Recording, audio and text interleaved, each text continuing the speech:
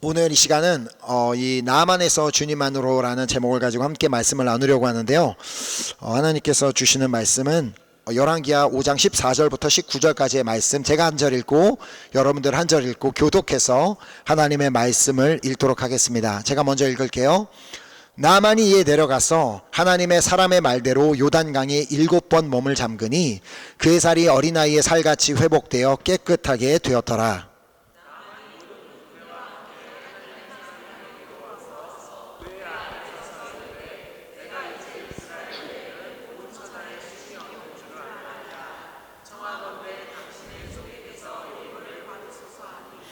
이르되 내가 섬기는 여호와께서 살아계심을 두고 맹세하노니 내가 그 앞에서 받지 아니하리라 하였더라. 나만이 받으라고 강건하되 그가 거절하니라.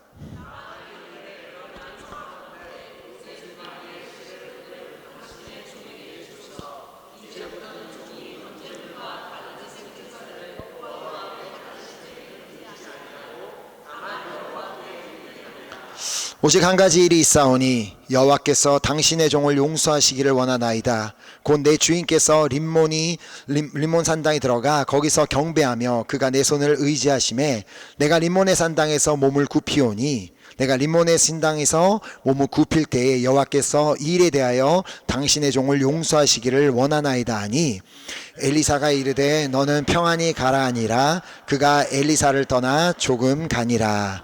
아멘. 오늘 우리가 이 함께 읽은 본문에는 나오지 않지만 이 5장 1절에 보면 이 치유함을 받은 나아만이라는 사람이 원래 나병 환자였음을 볼 수가 있습니다. 그래서 1절을 다시 보면 아람 왕의 군대 장관 나아만은 그의 주인 앞에서 크고 존귀한 자니 이는 여호와께서 전에 그에게 아람을 구원하게 하셨음이라. 그는 큰 용사이나 나병 환자더라. 자, 여기 1절에서는 우리가 나아만이라는 사람에 대해서 많은 정보를 얻게 됩니다. 먼저 그는 아람 사람이었다는 것을 알 수가 있고 또한 그는 군대 장관이었습니다.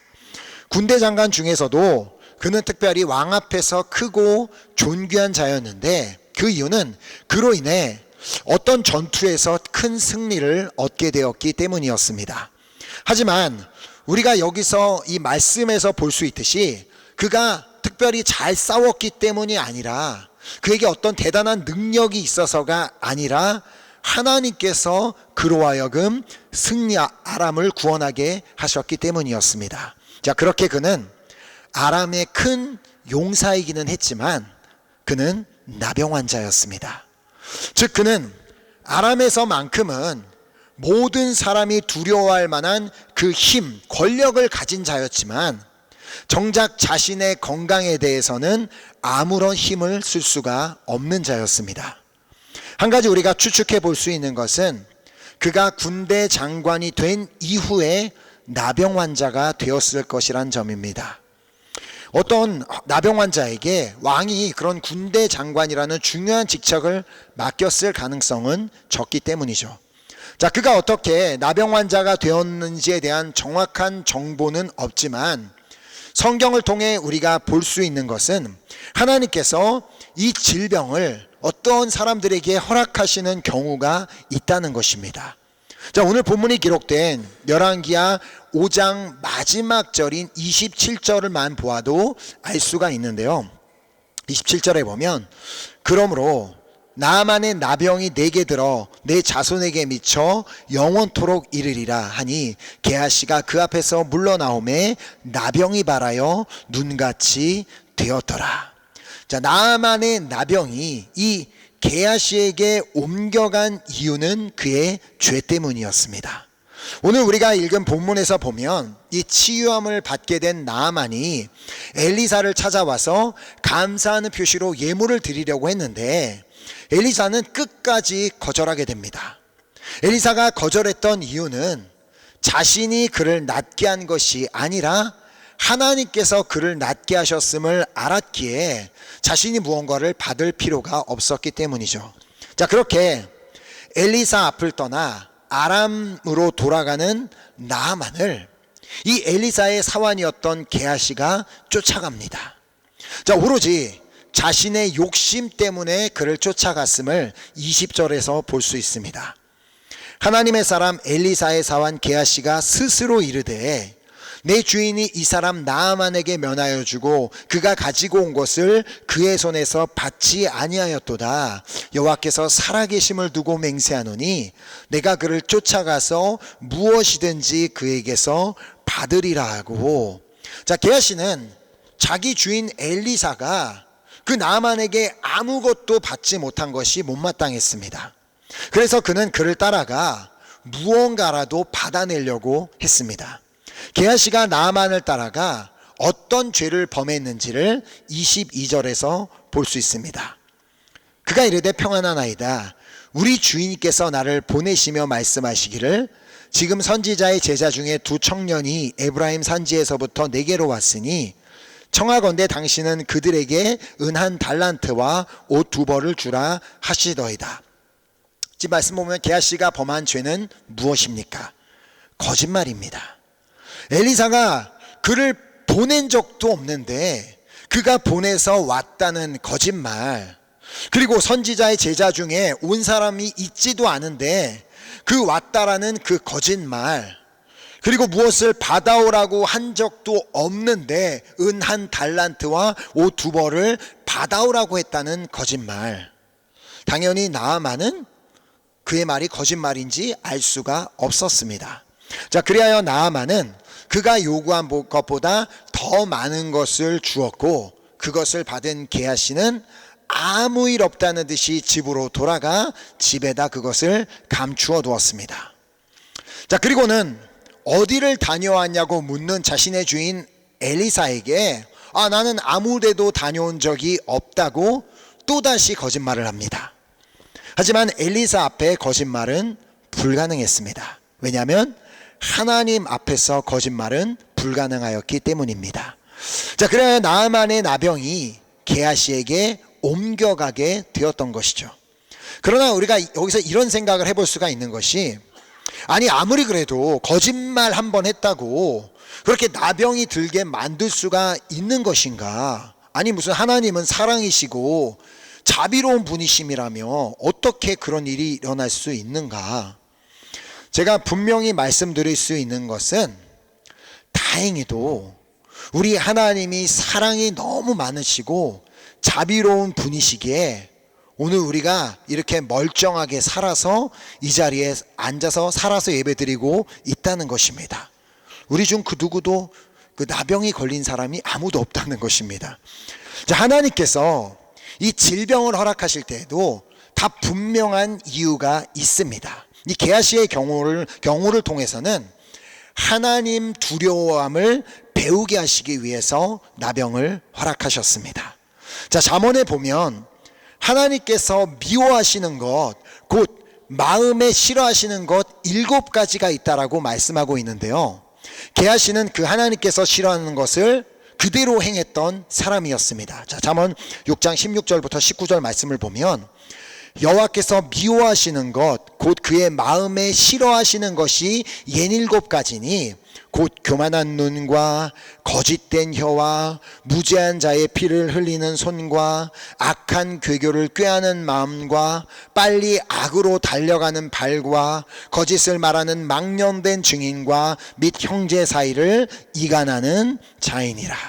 자, 게하시는 나아만에게 또 엘리사에게 아주 뻔뻔하게 거짓말을 하였습니다. 악한 개교를 꾀하는 마음을 품었고 그의 발로 빨리 악으로 달려갔습니다. 자, 그리고 그는 있지도 않은 일을 있는 것처럼 꾸며내어 거짓을 말하는 망령된 증인이었고 또 나아만으로 하여금 엘리사를 오해하게 만들었습니다. 왜일까요? 조금 전에는 분명히 그렇게 엘리사가 아무것도 받지 않겠다고 예물을 거절했는데 갑자기 그의 종이 찾아와서 하는 말이 말을 바꿔서 이제는 은과 옷을 받아오라는 그런 말을 했다면 나만은 엘리사에 대해서 어떤 생각을, 어떤 오해를 가지게 되겠어요? 하나님의 종이라는 사람이 이렇게 앞과 뒤가 다를 수가 있는가? 아까는 무슨 하나님의 살아계심을 두고 내가 맹세하면서 절대 안 받겠다고 하더니 이거 완전 거짓말쟁이네, 이런 생각을 품고 나만이 돌아갈 수도 있었다는 것입니다. 자, 이런 측면에서 본다면 하나님께서 게하시에게 나병이 들게 하셨다고 해서 하나님이 나쁜 분이라고 말을 할 수는 없는 것입니다. 하나님을 두려워하지 않는 자가 오히려 하나님 두려워함을 배우게 하신 계기가 되었을 뿐이었습니다. 자, 그렇다면 왜 나아만에게는 나병을 허락하셨을까요? 우리는 그 이유를 이제 본문에서 발견하게 되는데요. 18절입니다. 오직 한 가지 일이 있사오니 여호와께서 당신의 종을 용서하시기를 원하나이다. 곧 내가 내 주인께서 림몬의 산당에 들어가 거기서 경배하며 그가 내 손을 의지하심에 내가 림몬의 산당에서 몸을 굽히오니 내가 림몬의 산당에서 몸을 굽힐 때에 여호와께서 이 일에 대하여 당신의 종을 용서하시기를 원하나이다 하니, 나아만은 이 당시의 풍요의 신이었던 림몬을 섬기는 자였습니다. 그렇게 그는 1절에서 보았듯이 분명 하나님께서 그로 하여금 하나님께서 그 아람을 구원하게 하셨음에도 불구하고 그 하나님께 감사와 용광을 돌리는 것이 아니라 림몬 신에게 영광을 돌리며 자신이 하나님의 영광을 가로챘을 것이 분명합니다. 자신이 군대 장관이 된 것도, 자신이 큰 용사가 된 것도, 왕 앞에서 존귀한 자가 된 것도 다 자기가 내가 림몬 신을 잘 섬기고 내가 잘했기 때문에 받은 복이라고 생각했을 것입니다. 자, 아까 잠언 말씀에서 보았듯이 하나님께서는 교만한 자를 싫어하십니다. 내가 해서, 내가 잘해서 그랬다는 그런 교만한 자들, 그리고 우상 숭배하는 자를 간음한 자로 여기시며 싫어하십니다. 자, 그러므로 오히려 그에게는 그가 나병 환자가 된 것이 은혜였습니다. 표면적으로 보면 나병 든 것이 나빠 보이지만 오히려 그에게는 그것이 은혜였다는 것입니다. 왜냐하면 그가 오히려 나병 환자가 됨으로 말미암아 하나님을 믿게 되었기 때문입니다. 자, 비록 나아만은 당시에 그 누구에게도 남부럽지 않은 그러한 삶을 살고 있었지만 그에게는 다른 사람에게는 없는 이 나병이라는 큰 문제이자 약점이 있었습니다. 나병으로 인해 그는 분명히 괴로운 날들을 보내고 있었을 것입니다. 자, 그런 그를 위해 하나님께서는 한 사람을 보내주셨는데요. 이전에 이스라엘 땅에서 데리고 와서 종으로 있던 한 소녀가 자신의 여주인에게 이 나아만이 치유함을 받을 수 있는 방법이 있다라는 그런 얘기를 해줍니다. 그것은 그가 엘리사를 찾아가는 것이었습니다. 자, 바로 이 앞장인 4장에 보면 엘리사를 통해서 어떠한 기적들이 일어났는지를 볼 수가 있는데요. 하루는 한 여인이 남편을 잃고 나서 이제는 빚 독촉에 시달리며 두 아들도 잃을 위기에 있던 그런 그녀가 이제 엘리사를 찾아오게 됩니다. 자, 그런 그녀에게 엘리사는 당신의 집에 남은 것이 무엇이 있냐라고 물었고 기름이 이제 한 그릇이 있다는 얘기를 합니다. 그럼 나가서 이웃들에게 가능한 한 많은 빈 그릇을 빌려와 그 그릇들에 기름을 부어라, 기름을 채워 넣으라는 얘기를 합니다. 자, 도무지 그 여인의 입장에서는 쉽게 이해가 되지 않는 말이었지만 그녀는 엘리사가 시키는 대로 순종하여 그것을 행하였고 놀랍게도 빌려온 모든 그릇에 기름이 다 차게 되는 기적이 일어나게 되었습니다. 자, 그래서 열왕기하 4장 6절에 보면 그릇에 다 찬지라 여인이 아들에게 이르되 또 그릇을 4개로 가져오라 하니 아들이 이르되 다른 그릇이 없나이다 하니 기름이 곧 그쳤더라. 그릇이 있는 만큼 기름이 계속 나왔다는 것입니다. 하루는 엘리야가 늘 엘리야를 이제 섬기던 한 수넴 여인이 있었는데 그녀에게는 자식이 없었습니다. 당시에 남편은 이미 늙었고 그녀에게는 자식을 가질 수 있는 소망이 없었습니다. 그런 그 여인을 불러 엘리사는 그녀가 아들을 낳게 될 것이다라고 선포했지만 그 여인은 도무지 믿지를 못했습니다. 하지만 실제로 엘리사의 말대로 그녀는 아들을 낳게 되었고, 그렇게 잘 자라던 아들이 하루는 갑자기 머리가 너무 아프다며 괴로워하다가 그만 죽어버리고 맙니다. 그러자 그 여인은 죽은 아들을 이제 항상 엘리야가 묵던 그 방의 침대에다가 눕혀놓고 급하게 엘리사를 찾아갑니다. 자신을 향해 다가오는 그 여인을 발견하고는 사환 게하시를 보내서 안부를 묻게 하였는데, 이때 이 여인이 한 대답이 매우 놀랍습니다. 자, 그래서 열왕기하 4장 26절을 보면, 너는 달려가서 그를 맞아 이르기를 너는 평안하냐, 네 남편이 평안하냐, 아이가 평안하냐 하였더니 여인이 대답하되 평안하다 하고, 자, 이 말을 원어에서 보면 나는 샬롬입니다, 나는 평안합니다, 그런 이제 선포였습니다. 자, 지금 이 여인의 대답이 너무 놀랍습니다. 어떻게 자신의 아들이 죽었는데 나는 평안합니다라고 그렇게 말을 할 수가 있었겠습니까? 자, 그런데 그렇게 말은 했지만 정작 엘리사 앞에 와서는 그의 발을 붙잡고 아들이 죽은 것으로 인해 울분을 쏟아놓게 됩니다.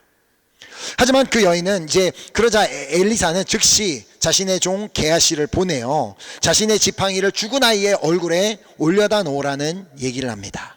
하지만 여인은 당신이 나와 함께 가지 않는다면 나는 절대로 이 자리를 떠나지 않겠다라고 너무나 간절히 요구해서 결국은 엘리사가 그 여인과 함께 죽은 아이를 만나러 가게 됩니다. 자, 그리고 그곳에 가서 엘리야가 어떻게 하였는지를 말씀을 통해 보면 4장 33, 34절에 들어가서는 문을 닫으니 두 사람뿐이라 엘리사가 여호와께 기도하고 아이 위에 올라 엎드려 자기 입을 그의 입에, 자기 눈을 그의 눈에, 자기 손을 그의 손에 대고 그의 몸에 엎드리니 아이의 살이 차차 따뜻하더라. 자, 그리고는 다시 한번 똑같은 행동을 반복하자 이제 아이가 눈을 뜨고 살아나게 됩니다. 사실 지금 이 말씀을 보면서 이 엘리사가 한 행동이 잘 이해가 되지 않는 분들도 있으실 텐데 저도 그런 생각이 들기는 했습니다. 자, 그런데 그가 이렇게 행동한 이유가 무엇이었는지는 이 말씀 안에 있습니다. 자, 엘리사가 그 방에 들어가서 먼저 무엇을 했다고요? 그는 기도했습니다.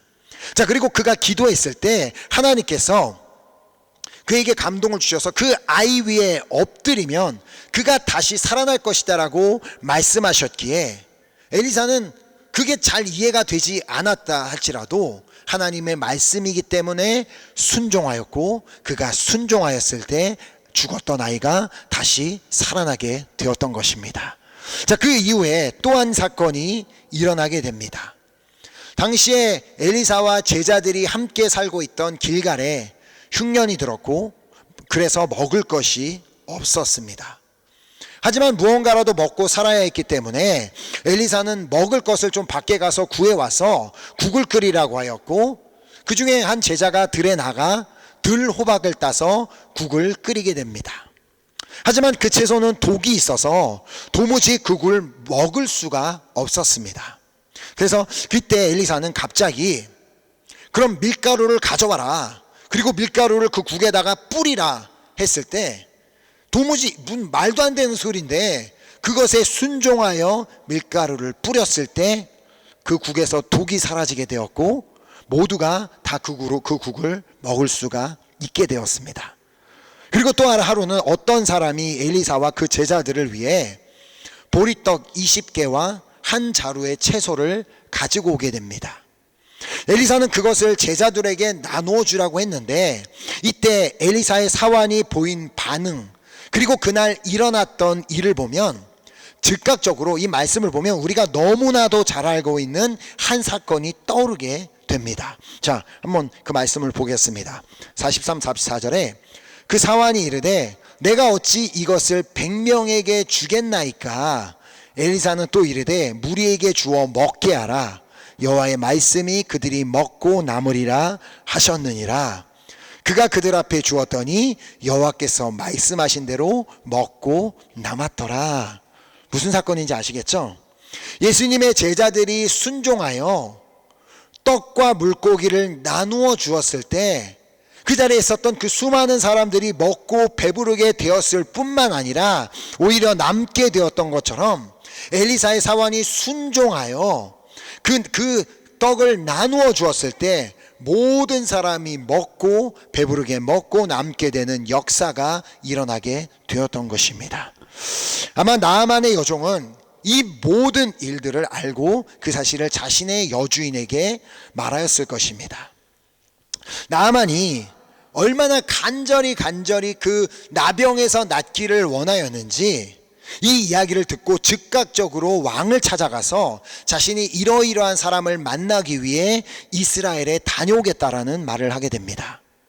아람 왕도 아까 이제 5장 1절에서 보았듯이 나아만을 얼마나 귀하게 여겼는지 그 말을 듣자마자 자신이 친히 글을 써주면서 이스라엘로 글을 보내줍니다. 자, 물론 그러고 나서 이제 그 이스라엘 왕과 잠깐 이제 오해의 사건이 있었지만 결국은 이제 나아만이 엘리사의 집 앞에 찾아가게 됩니다.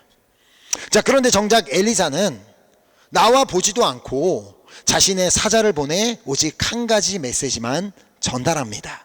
자, 5장 10절에 보면 엘리사가 사자를 그에게 보내 이르되 너는 가서 요단강에 몸을 7번 씻으라 내 살이 회복되어 깨끗하리라 하는지라. 나아만은 그 말을 듣고 너무 어이가 없어서 무슨 말도 안 되는 소리를 하냐며 화를 내면서 내가 뭐 이거 하려고 여기까지 원주하며 돌아가려고 했습니다. 그러나 그의 종들이 그를 말리며 그래도 우리가 여기까지 왔는데 그냥 한 번이라도 그냥 선지자의 말을 한번 들어봐 달라고 그렇게 간절히 이제 제안을 해서 부탁을 해서 나아만은 그 엘리사의 말대로 요단강에 내려가 7번 씻고 완전히 회복되어 깨끗하게 됩니다. 자, 그게 이제 본문 14절 내용인데요. 나아만이 이에 내려가서 하나님의 사람의 말대로 요단강에 7번 몸을 잠그니 그의 살이 어린아이의 살같이 회복되어 깨끗하게 되었더라.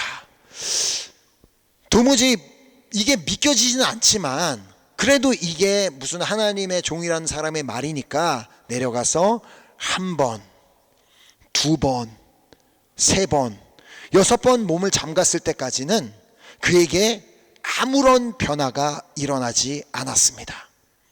그러나 다시 한번 7번까지 잠그라 그랬으니까 7번째 몸을 잠갔다가 물에서 나오는 동시에 그의 살은 완전히 회복되어 깨끗하여지는 역사가 일어나게 되었습니다. 자, 그 놀라운 기적을 경험하고 그는 고백했습니다. 내가 이제 이스라엘 외에는 온 천하에 신이 없는 줄 아나이다. 지금까지는 자신의 그 권력을 의지하며 또 우상을 섬기던 그런 인생에서 하나님을 믿고 하나님을 의지하고 하나님을 섬기는 인생으로 바뀌는 역사가 그 자리에서 일어나게 되었던 것입니다. 자, 그의 인생은 나아만에서 주님만으로 변화되었던 것입니다. 자, 무슨 약간 뭐 말장난 같은 느낌이긴 하지만 나아만에서 우리 모두도 진짜 그 나아만에서 주님만으로 이 인생으로 변화되는 은혜가 있기를 원합니다. 자, 오늘 혹시 나는 하나님 외에 다른 것을 더 의지하고 정말 그 다른 것이 마치 신인 것처럼 우상을 섬기는 그런 나병에 걸려 있지는 않습니까? 아니면 혹시 게하시처럼 하나님을 두려워하지 않고 하나님께서 우리가 하는 모든 것 일거수일투족을 다 보고 계시는데 그 하나님을 두려워하지 않고 다 대범하게 죄를 범하는 그런 나병에 걸려 있지는 않습니까? 아니면 혹시 하나님을 온전히 신뢰하지 못하고 의심하고 두려워하고 불신으로 가득하여 순종하지 못하는 그런 나병에 걸려 있지는 않습니까? 지금까지 그러하였다 할지라도 오늘 다시 주님을 믿기에, 주님을 신뢰하기에, 주님을 두려워하기에 주님의 말씀에 순종하기로 결단하며 도무지 이해가 되지 않는다 할지라도 요단강 몸에 7번 몸을 담근다면 여러분과 저도 우리의 그 나병에서 깨끗하게 치유함을 받는 역사가 오늘 이 자리에서도 일어나게 될 줄 믿습니다. 아멘. 또한 열왕기하 4장이 일어났던 그 놀라운 기적들, 죽은 자가 살아나는 기적, 부족했던 것들이 막 넘치게 되는 기적, 그리고 정말 작은 것으로 많은 사람들이 배부르게 되는 그런 기적, 그 기적들이 오늘 믿음으로 순종하기로 결단하는 여러분과 저에게 일어나게 될 줄 믿습니다. 아멘.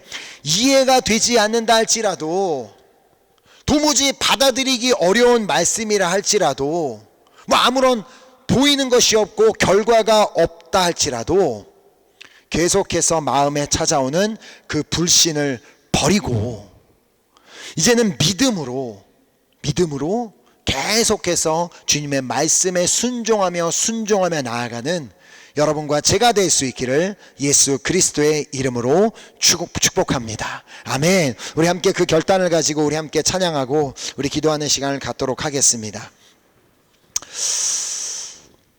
오늘 이 말씀을 우리가 정말 기억하면서 나아만이라는 그 한 사람의 인생이 정말 도무지 이해가 되지 않지만 어떻게 무슨 요단강이라는 그 물에다가 몸을 7번 담갔다가 나온다고 해서 내 나병이 깨끗해질 수 있겠느냐라는 그런 도무지 이해하기도 어렵고 받아들이기도 어려운 그런 말이었지만 그 말에 순종해서 몸에 요단강 물에 7번 담갔을 때 그가 완전히 회복되는 역사가 일어났던 것처럼 오늘 우리의 삶 가운데서도 정말 때로는 그 하나님의 뜻에 순종하고 하나님의 말씀에 순종하고 하나님의 길을 따르는 것이 정말 너무 말도 안 돼 보이고 어려워 보인다 할지라도 그러나 나의 그 불신을 버리고 믿음으로 정말 주님의 말씀이기 때문에 순종하며 나아가며 또 나아간다면 먼저 우리 안에 있는 그 정말 영적인 나병이 오늘 이 시간 깨끗하게 치유되는 역사가 일어나게 될 뿐만 아니라 우리의 삶에 있는 그 나병과 같은 문제들도 완전히 회복되고 살아나는 역사가 일어나게 될 줄 믿습니다.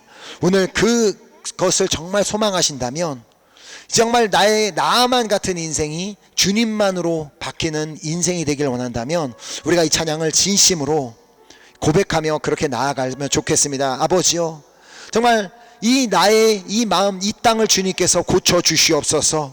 불신으로 가득하고 의심으로 가득하고 염려로 가득한 이 나의 마음을, 이 땅을 주님께서 고쳐주셔서 정말 주님께서 용서하시고 새롭게 하시고 회복시켜 주셔서 어떠한 상황 가운데서도 주님을 신뢰하고 주님을 의지하고 주님을 따라가는 내가 되겠습니다 라는 그 결단을 가지고 우리 함께 찬양 드리고 우리 결단하는 기도 주님 앞에 올려드리도록 하겠습니다.